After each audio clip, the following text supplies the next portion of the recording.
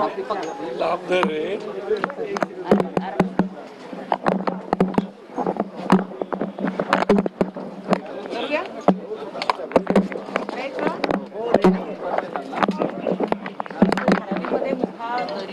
Project चालू आहे। परवाच्या दिवशी मोठं आंदोलन करण्यात आलेलं आहे उद्धव ठाकरे आणि महाविकास आघाडीच्या वतीनं। एकूणच या प्रकल्पाबद्दल आपली काय प्रतिक्रिया? एक मोठा प्रकल्प मुंबईमध्ये येतोय, तो मुळात परस्पर अदानीला का दिला इथपासून सगळी सुरुवात होते, कळलं का?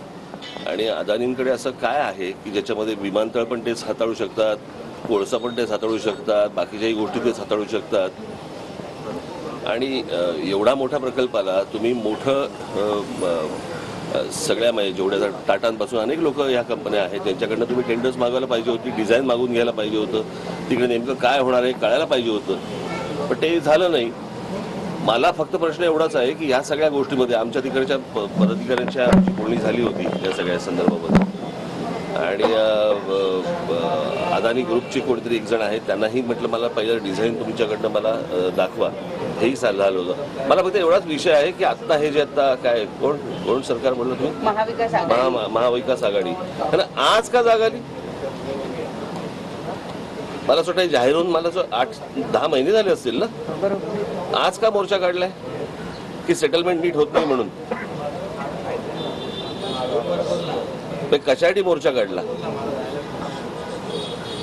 पण मग एकूण या प्रकल्पाला तुमचं समर्थन आहे, विरोध आहे? मी तुम्हाला आठवत असेल त्या BDD 40च्या इकडे पण मी जेव्हा गेलो होतो त्यावेळेला तिथे विचारलं होतं की त्याला एक ओपन स्पेस लागते, एक केवढा मोठा भाग आहे तो, ह्याला एक ओपन स्पेस लागते, तिकडे किती शाळा होणार आहेत, काय कॉलेजेस होणार आहेत, कसे रस्ते होणार आहेत, तिथे इमारतीमध्ये राहणारी माणसं किती आहेत, किती इमारती होणार आहेत, कोणकोणत्या इन्स्टिट्यूट्स येणार आहेत, सगळ्याचा एक तुम्हाला टाउन प्लॅनिंग नावाची काहीतरी गोष्ट सांगावी लागते की नाही?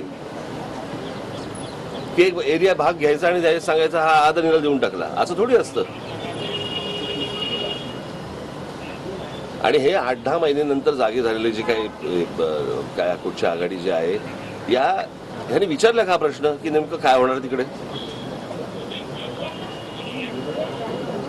की मोर्चाचे दबाव आणून फक्त सेटलमेंट करायचे आहेत? मला असं वाटतं एकदा त्याच लोकांना तुम्ही एकदा विचारून बघा। सर, राज्यात आणखी एक महत्त्वाचा मुद्दा येत्या काळामध्ये मराठा, मी इथे वरती काय झालं हे सांगू शकतो आता, कळलं का? मी तुमची प्रेस कॉन्फरन्स घ्यायला नाही इथे आलो नंतर, कारण तुम्ही काय वाटेल ते टाकता, वाटेल ते छापता।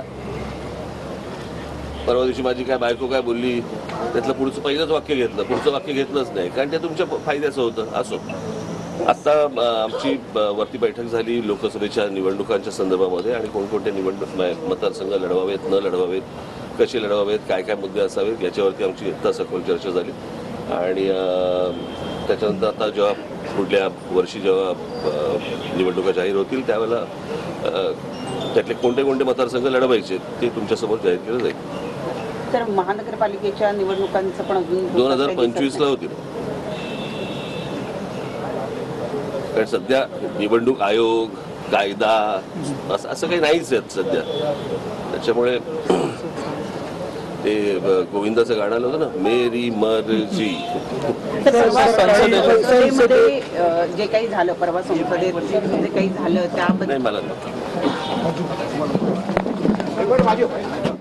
तर मनसे अध्यक्ष राज ठाकरे यांनी धारावी संदर्भातल्या ठाकरे गटाच्या मोर्चावर जोरदार निशाणा साधलाय। ठाकरे गटानं आत्ताच मोर्चा का काढला की सेटलमेंट झाली नाही म्हणून जाग आली, असा खोचक सवाल राज ठाकरे यांनी विचारला। आणि मोर्चाचा दबाव आणून सेटलमेंट करायची आहे का असा सवाल देखील राज ठाकरे यांनी विचारला।